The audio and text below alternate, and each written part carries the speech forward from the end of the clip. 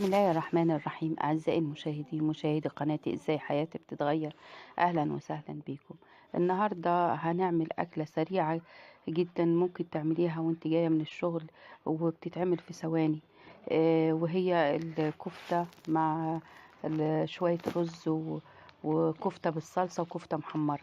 الكفتة طبعا بتبقي مصبعاها ومجهزاها يا دوبت على التحمير، وتحمريها كويس لو كنت هتعمليها محمرة بس.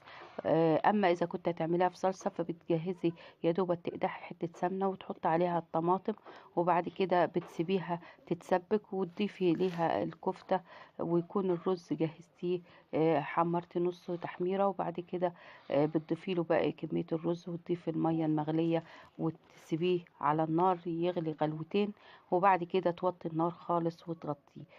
دي اسرع اكلات ممكن تتعمل، وانا بحب اعملها بسرعة بعد ما اجي من الشغل علشان ولادي. واذا عجبكم الفيديو اعملوا لايك وشير وسبسكرايب لقناتي